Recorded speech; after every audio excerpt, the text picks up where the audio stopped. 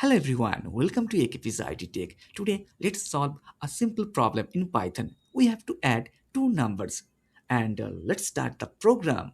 First of all, we are going to have two variables x and y and the values we have already initialized, right? Now, next, we're going to add x and y, right, into the variable, third variable. And now, let's save the program and after that, we are going to execute the code. So let's see what is happening here.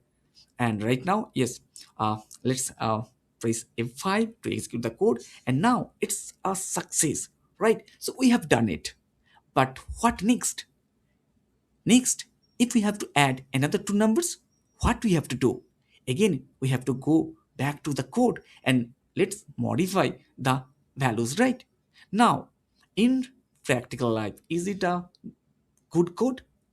No, it's not a good code because we have to go back to the program each and every time to modify the values of the variables.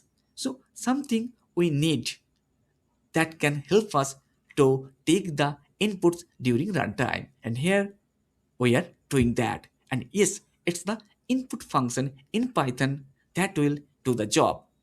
So now it's time to modify the code, and we are doing the same thing, right? So here you can see instead of just directly initializing the value variables with the values, we are utilizing the input function. So now in both the variables x and y, we are going to take the values via input function. Now we are running it, and instead of oh no, what is going on?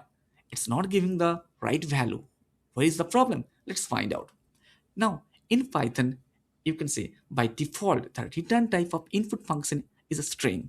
So it will concatenate both the values, right? So when we are putting the integer values, right, everything is treated as string. So that's why it will give the 20, 30 or whatever. Now you can see what we have to do. We have to do the typecasting. So here we are going to use the integer function that will do the typecasting. Okay. So here in the code, we have to modify the code and we have to put the int function, right? So let's execute it. And now we are just giving two numbers and here it is, result is perfectly correct. So that's the utility of input function. Now again, I am running the code and putting the value 25.5. Now there is an error. Why? Because here we are giving a float value, a decimal value, right? But here in integer, it's not possible. So that's why we have to typecast it with the function float. Now let's again execute the code, and now we are again giving the float values, and is now it's done. Now in a single word, we can say to take user input during runtime, input function is the best one in Python.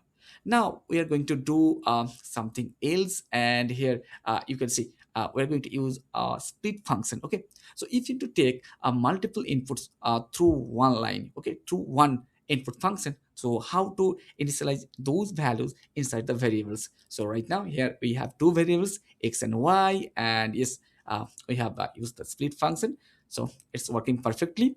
And yeah, so right now you can see, yes, it's working. But remember one thing, the split function will work only on string type. Okay, so we can't do the typecasting directly in the input function.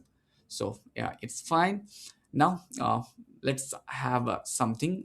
Okay, now there is one another thing you have to remember. In split function, obviously you have to give all the values. So here I have just used one value, that's why the error is coming. So instead of one, you have to give both.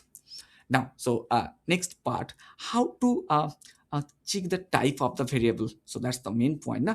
You have to check if you are not sure what is the data type of the variable. So in Python, we have one function that will check the data type of the variable, and that's the type function actually. So here we have taken a value inside the variable x, and that will be obviously through the input function. So it's string type. Now you can see we have verified the data type of x is obviously the string type. So that's the thing.